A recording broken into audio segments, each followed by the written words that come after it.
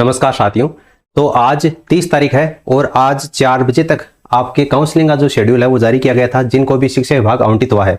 उसके बाद में ये कार्यक्रम था कि 30 तारीख को या 31 तारीख को आपके नियुक्ति आदेश है यानी कि ज्वाइनिंग लेटर है वो जारी कर दिए जाएंगे। और आज 30 तारीख को ही आपके नियुक्ति आदेश यानी कि ज्वाइनिंग लेटर है वो जारी कर दिए गए हैं। आप यहाँ पर देख पाएंगे, ये हमारा टेलीग्राम चैनल है, इसको आप ज्वाइन कर लेना। कोई भी लेटेस्ट सूचना आती है तो यहाँ पर आपको सबसे पहले प्रोवाइड करवा दी जाती है। यहाँ पर देखिए, चतुर्थ श्रेणी कर्मचारी क्षेत्रीय भर्ती परीक्षा 2024 में बांसवाड़ा के लिए नियुक्ति आदेश जारी। शिक्षा विभाग में बांसवाड़ा जिलों में से संबंधित जितने भी कैंडिडेट हैं जिनको शिक्षा विभाग आवंटित है उनके लिए ज्वाइनिंग लेटर वो जारी कर दिए गए हैं। और 15 अगस्त से पहले आपको ज्वाइन करना है, यानी 21 दिन का भी टाइम नहीं है, इस बार आपको केवल और केवल 15 दिन का समय दिया गया है। मैंने कहा था कि 15 अगस्त से पहले आप ड्यूटी ज्वाइन कर लेंगे और बिल्कुल 15 अगस्त अंतिम डेट है आपकी ड्यूटी ज्वाइन करने की। बाकी अन्य जिलों के भी जैसे जैसे ज्वाइनिंग लेटर जारी किए जाएंगे तो उन सभी के ज्वाइनिंग लेटर आपको हमारे इस टेलीग्राम चैनल पर प्रोवाइड करवा दिए जाएंगे। इसलिए इस टेलीग्राम चैनल को आप ज्वाइन कर लेना। इसको ज्वाइन करने की लिंक आपको नीचे कमेंट सेक्शन में दे रखी है। यहाँ पर आप देख पाएंगे, कार्यालय जिला शिक्षा अधिकारी माध्यमिक मुख्यालय बांसवाड़ा, ये कार्यालय आदेश जारी किया गया है।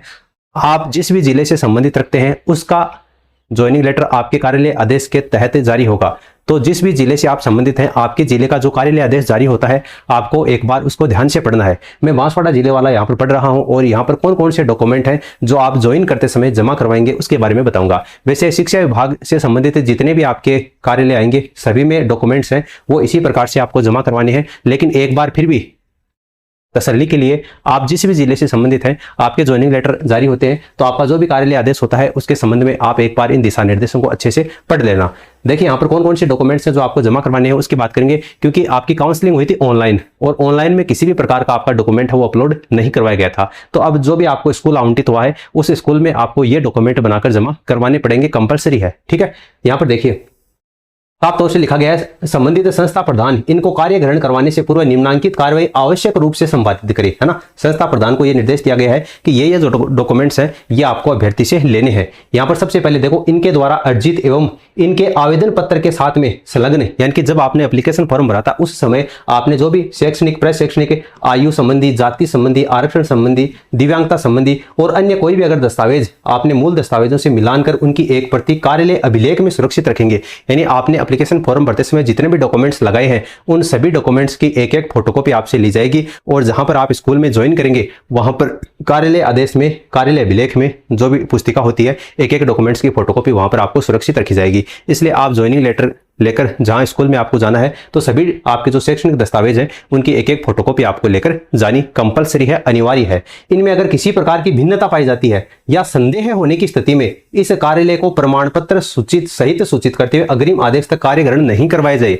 अगर डॉक्यूमेंट्स में किसी भी प्रकार की थोड़ी बहुत त्रुटि पाई जाती है, जैसे आपने एप्लीकेशन फॉर्म भरा था उस समय आपका नाम कुछ और था और डॉक्यूमेंट्स यहाँ पर आप जमा करवाने जाएंगे, अगर वहां पर नाम में भिन्नता पाई गई तो आपको ज्वाइन नहीं करने दिया जाएगा। इसलिए एक बार आपको फिर से सलाह दूंगा, अगर एप्लीकेशन फॉर्म में आपका जो भी नाम था, आधार कार्ड में जो भी नाम है, जो भी डेट ऑफ बर्थ है, अगर उसमें मिसमैच है तो आपको एक शपथ पत्र बनवाकर लेकर जाना है और वो शपथ पत्र आप देंगे तभी आपको ज्वाइन करवाया जाएगा, अन्यथा आपको ज्वाइन नहीं करवाया जाएगा। साफ तौर से मेंशन कर रखा है, अग्रिम आदेश तक कार्य ग्रहण नहीं करावे। ठीक है, अगर नाम में किसी भी प्रकार की भिन्नता पाई जाती है तो। अगला देखिए, सक्षम चिकित्सा अधिकारी द्वारा यानी सीएमएचओ के द्वारा प्रदत्त स्वास्थ्य प्रमाण पत्र की मूल प्रति एवं संबंधित जिला पुलिस अधीक्षक के द्वारा जारी जो भी पुलिस अधीक्षक द्वारा चरित्र प्रमाण पत्र है वो प्रस्तुत करने के उपरांत ही कार्य ग्रहण करवाया जाए और पूर्व में राजकीय सेवा से सेवारत कार्य में हेतु यह आवश्यक नहीं है। यानी जो भी पहले किसी अन्य सरकारी सेवा में है और वो 4th ग्रेड कर्मचारी भर्ती में यहाँ पर आपका ज्वाइन कर रहे हैं तो उनके लिए पुलिस सत्यापन रिपोर्ट और मेडिकल रिपोर्ट है वो आवश्यक नहीं है।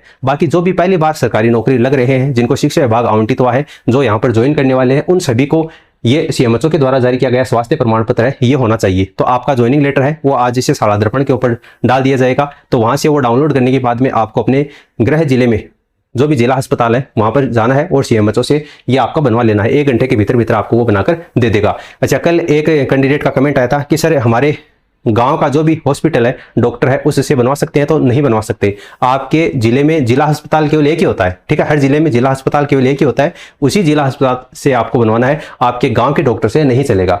ठीक है, और ये पुलिस वाला है ये भी आपको बनवाना है तभी आपको ज्वाइन करने दिया जाएगा। अगली लाइन यहाँ पर देखो, जिन अभ्यर्थियों के पुलिस सत्यापन रिपोर्ट सही नहीं पाए जाने पर उक्त के विरुद्ध इस विभाग के अनुसार आपको उचित कार्रवाई किया जाना सुनिश्चित करें। यानी जिनके न्यायालय का प्रकरण चल रहा है उन अभ्यर्थियों में अगर पुलिस सत्यापन रिपोर्ट है वो सही नहीं पाई जाती है तो उनको भी ज्वाइन नहीं करवाया जाए। इन्हें कार्य ग्रहण करवाने से पूर्व राज्य सरकार की अधिसूचना इसके तहत कुल संतानों की संख्या 2 या 2 से अधिक होने संबंधी आशय का 50 रुपए का स्टाम्प पर लिखवाकर आपको शपथ पत्र है वो आवश्यक रूप से देना है। यानी कि कहने का मतलब है कि 1 जून 2002 से जो 2 के बाद में जो आपकी जीवित संतान है उनकी संख्या 2 से अधिक नहीं होनी चाहिए। इसके संबंध में आपको एक एफिडेविट बनवाना है 50 रुपए के स्टाम्प पर लिखकर, और वो आपको यहाँ पर जमा करवाना है। जिस भी स्कूल में आप कार्य ग्रहण करेंगे वहां पर आपको जमा करवाना पड़ेगा। इन्हें कार्य ग्रहण करवाने से पूर्व इस आशय का 50 रुपए के स्टाम्प पर आपको लिखवाना है कि उनके द्वारा प्रस्तुत समस्त सूचनाएं और दस्तावेज सही हैं। आपने जो भी डॉक्यूमेंट्स यहाँ पर आप जमा करवाओगे वो सारे सही हैं। इनके द्वारा अर्जित जो भी शैक्षिक योग्यता वैध और त्रुटिपूर्ण यानी कि जाली दस्तावेज नहीं है, बिल्कुल सही है। और कूटरचित पाए जाने पर उनकी नियुक्ति निरस्त करते हुए इनके विरुद्ध नियमानुसार विधिक कार्रवाई किए जाने हेतु स्वतंत्र रहेगा। यानी ये 50 रुपए के स्टाम्प पर आपको लिखाना है कि मैंने जितने भी डॉक्यूमेंट्स यहाँ पर जमा करवाए हैं वो बिल्कुल वैध है। अगर भविष्य में किसी भी प्रकार की मेरे डॉक्यूमेंट में कमी पाई जाती है तो मेरे खिलाफ अनुशासनात्मक कार्रवाई की जा सकती है और मेरी नियुक्ति है वो रद्द की जा सकती है। ये आपको 50 रुपए के स्टाम्प पर लिखकर स्कूल में जमा करवाना है। ठीक है। अगला यहाँ पर देखिए, कार्य ग्रहण करवाने से पूर्व संबंधित अभ्यर्थियों के कार्मिक विभाग के द्वारा के संविधान के प्रति निष्ठा और राष्ट्र की संप्रभुता अखंडता को अक्षुण्ण बनाए रखने यानी कि संविधान की आपको शपथ लेनी है। उसके संबंध में आपको यहाँ पर एफिडेविट बनवाना है। कर्तव्यों की राजनिष्ठा, ईमानदारी और निष्पक्षता के किए जाने के संबंध में एक शपथ पत्र निर्धारित प्रारूप में, ये प्रारूप में आपको टेलीग्राम चैनल पर प्रोवाइड करवा दूंगा। ठीक है, वहां से आप इसको डाउनलोड कर लेना और कोर्ट में जाकर 50 रुपए के स्टाम्प के ऊपर ये बनवा लेना। आगे देखिए, संबंधी अभ्यर्थी को कार्य ग्रहण कराने से पूर्व 2 राजपत्रित अधिकारियों के द्वारा चरित्र प्रमाण पत्र है वो बनवाने हैं। ये 6 माह से ज्यादा पुराना नहीं होना चाहिए। यानी कि आपको लेटेस्ट 2 राजपत्रित अधिकारियों के द्वारा 2 फर्स्ट ग्रेड की व्याख्याता से 2 चरित्र प्रमाण पत्र बनवाने हैं। इनका फॉर्मेट वही है जो आपने डॉक्यूमेंट्स वेरिफिकेशन करवाते समय जो चरित्र प्रमाण पत्र बनवाए थे ना, वो उसी फॉर्मेट में बनवाने हैं। लेकिन वो चरित्र प्रमाण पत्र आप मत बनवाना, दूसरे बनवाने हैं आपको नए। ठीक है, आज की तारीख में जैसे ज्वाइनिंग लेटर जारी हो जाए उसके बाद में 1-2 दिन में आप बनवा लेना और कार्य ग्रहण करने जाओ तो उस समय ले जाना।